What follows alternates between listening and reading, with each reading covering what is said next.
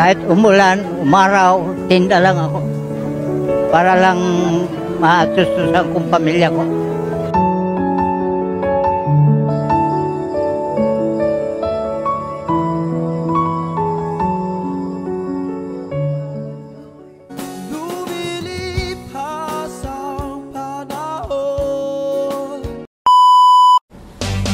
Yo, what's up, happy people? Ludoy T on the move. So, for today's video, mga kois, no?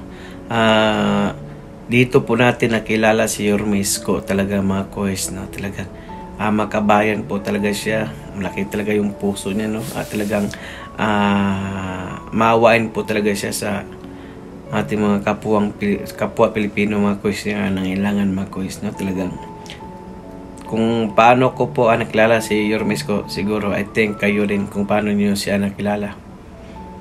Dahil talagang gabi, makamasa, makapuso. Talagang pinaiyak na yung mga kapuso, kapatid, kapamilya.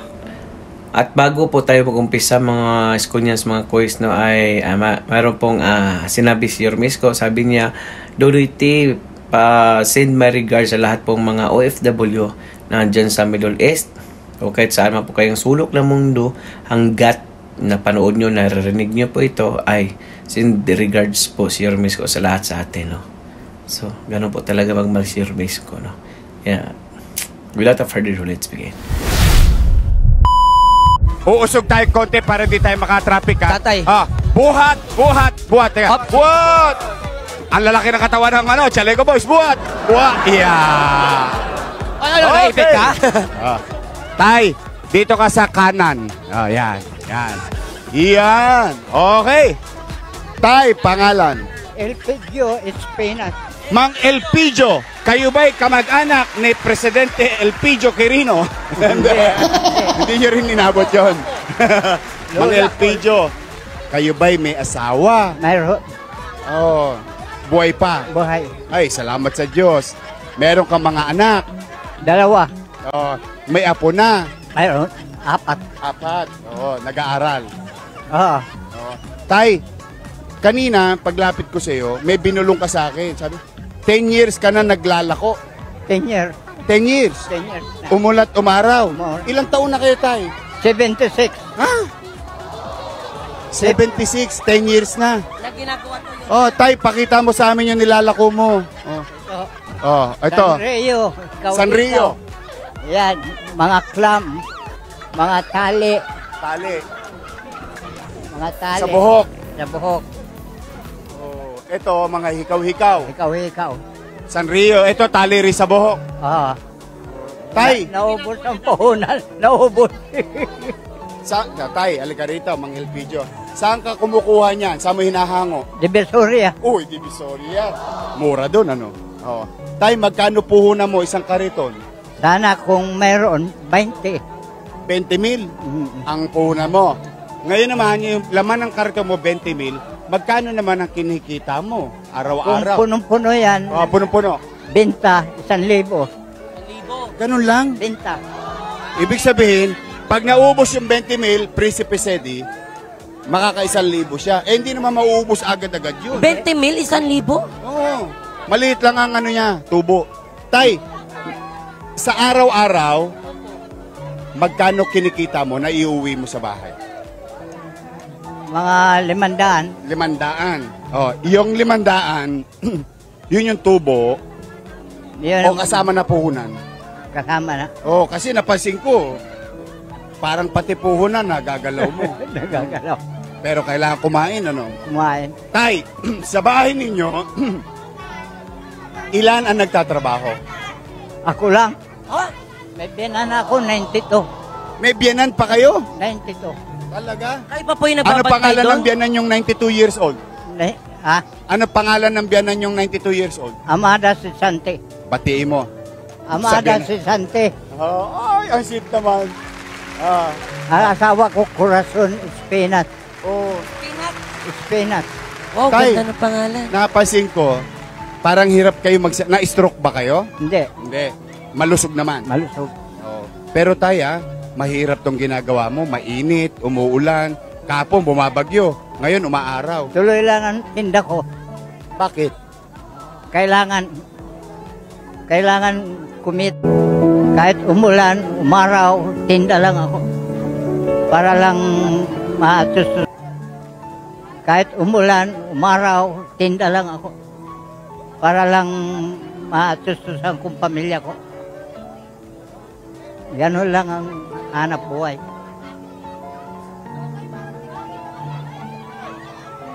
76. 76. 10 years na ako nagtitinda. Tatay, tatanong ko lang po. Sa tagal niyo po nagtitinda, ano po yung nagpapalakas ng loob ninyo para gawin po ito sa araw-araw? Sa pamilya ko lang. Para mabuhay kami. Ganun lang. Kung hindi ako magtinda, walang mag-aanap buhay sa amin. Tay, Ilonggo ka ba? Masbate, Masbate. Bisakol, Bisaya, Bicol. Sakol, oo. Pero, may awa ang Diyos, tay. So, yung mga apo mo, nag-aaral naman. Dalawa. Aral naman sila. Oo. Paano yun? Nagpasok ka, may gastos na naman. Gastusan nga. Problema yan. Problema ang gastusin. Tay, tanong ko lang, kung ikaw lang ang naghahanap buhay, paano pag may sakit ka? Hindi ka makakapagtinda. Iyon ang problema. Kailangan uminom na ng Newsip, Bayaplo para lumakas. Para makapagbangon. Pag hindi ako nagtinda, wala kaming kakainin. Ganun lang ang kailangan sikapin ko magtinda. Para mabuhay kami. May biyanan ako, asawa, anak, apo. Tatay, kung sakali lang po, Yorme, ha? Naintindihan kita, Yorme. I love you, Yorme. Ang tatay ko kasi ganun. Opo. Nung araw. Kung sakali po ba, para po kung sakali na hindi na kayo maglakop, meron po ba kung sakali magbebenta ng pagkain, ganun, magnegosyo na lang kayo sa loob ng bahay? Hindi pwede. Kailangan maglako ako. Kailangan sa pagluluto, wala. Kailangan nito. May pwesto ka ba sa bahay na pwede maging sari-sari store o tindahan? May bahay ako doon sa kalsada. Kaya lang, problema ang puhunan kung magtinda ako. Pero may pwesto ka sa Ito lang. Yan sa Palako-Lako. Sa bahay may espasyo ka. Maliit. Maraming motor na nagpaparada. Di Kaya bale. mahirap din. Kayang-kayang gawa ng paraan, tatay. Pwede rin, siguro. Tay, Pero- paano, matanong ko lang, paano pag may selebrasyon? Paano kayo naghahanda? Halimbawa, Pasko, birthday. Ayun lang. Tama lang na makakain kami. Parang normal na araw lang na kayo. Normal lang.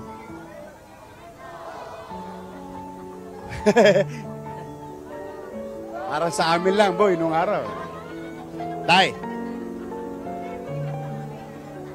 Basta ito ang hanap buhay ko. Basta ito ang hanap buhay ko. yung mga anak mo, hindi pa pwede magtrabaho. May mag-aasikaso sa anak din niya. Maghatid sa eskwela. Wala na. Ako lang. Paano nyo po pinagkakasya, tatay? Tama lang. Yung kasya lang, ayos na yan. Makaraos lang isang araw. Tay, nagbabayad kayo ng upa? Nakasanla sa amin yung bahay. Nakasanla yung bahay nyo? Parang nakasanla sa amin. Sinanla sa amin. Sinanla sa inyo? Mm.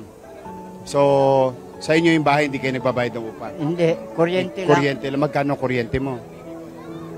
Ngayon napalaki, 1,600, 1.6. Ang tubig? 800. 2 buwan yun. 800. 400 ang isang buwan. Talaga nga na. Ano ang buhay talaga, Yorme? Ah. Kailangan magtinda-tinda ako, maglako. para may makain kami. At 76 years old. 76 na ako, pinagmamalaki ko rin ang sarili ko. 76 ako, kaya ko pa magtinda. Ano pang balak mong itinda? Yan. Bukod dito.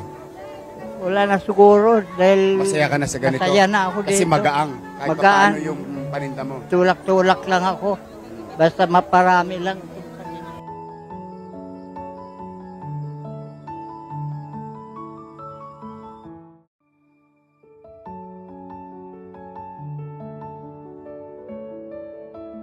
Oh, beauty yung ponytail.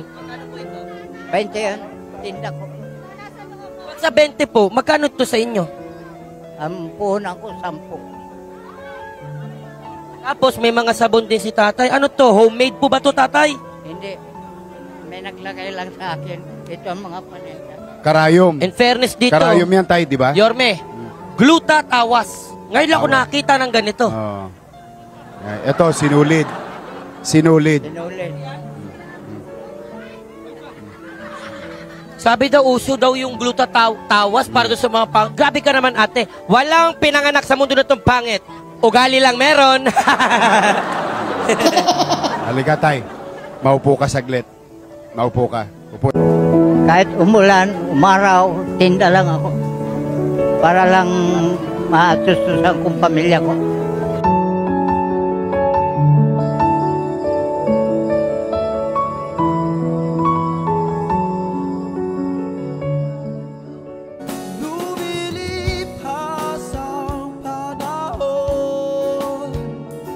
Tay, etong Itbulaga GMA7 Kapuso. Ha? Nababalitaan ko ngayon. Nababalitaan mo? Balitaan niyo po, tatay. Na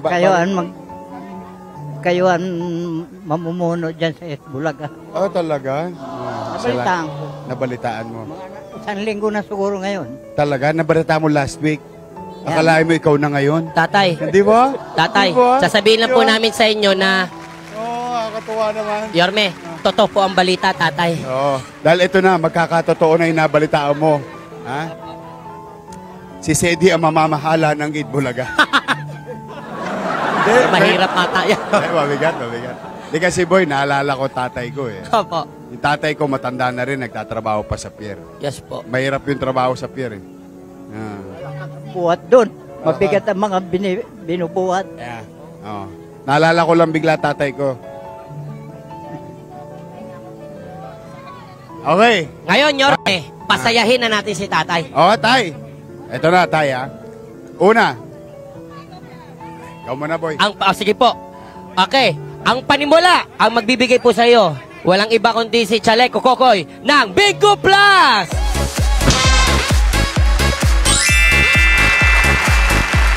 Ayan, para sa iyo po yan, tatay. At syempre, panalo kayo dito sa G sa Gedli at kahit nasan kayo, pwedeng manalo ng more than 54 million pesos jackpot sa Bingo Plus. Piso lang pwede na sumali. Visit Bingo Plus website. At tatay, syempre, pag nasa bahay po kayo, no, pwede nyo po itong ibigay kay Mrs. o kahit kayo po magagamit ito. Zondrox Multi-Clean. Ang magbibigay niyan ay si Chaleco Habibi. At tatay, para meron kang pamalit naman, tatay, meron ka pong rare na rare G sa Gedli t-shirt. But, Chaleco, Tito Kim's. Ayan. I love you, Okay, tatay. tay. Oh, tay. Okay lang yan. Tay, special lang araw na to. Ha? Merong special na regalo sa iyo ang G sa Gedli. Tay. Ha? Basta ganito ha. Itabi mo to. Okay? Pambayad mo ng kuryente, 1 taon. Ha? Bili ka ng bigas. Sako-sako. Bibili kong puhunan. Oh, muna, hindi. Puhunan. Ito muna, tay. Oo, Bili ka ng bigas. Bigas. Mga 3 buwan. 2 sako. Tapos, may pampuhunan ka pa. Okay? Prinsipe Sedi, Yes po, Yorme. mauna na eh. Mauna na eh. Bigyan mo si tatay. Yes po. Bigyan mo si tatay ng 50,000 pesos. 50,000 pesos!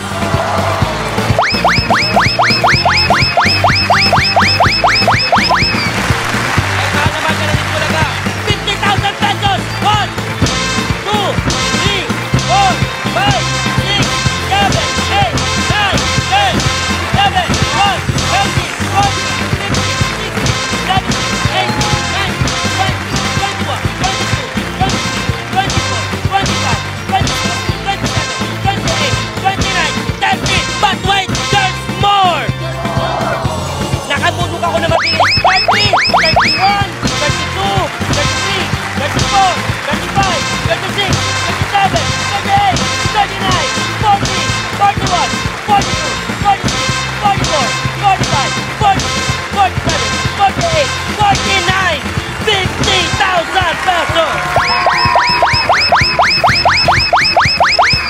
Merry Christmas!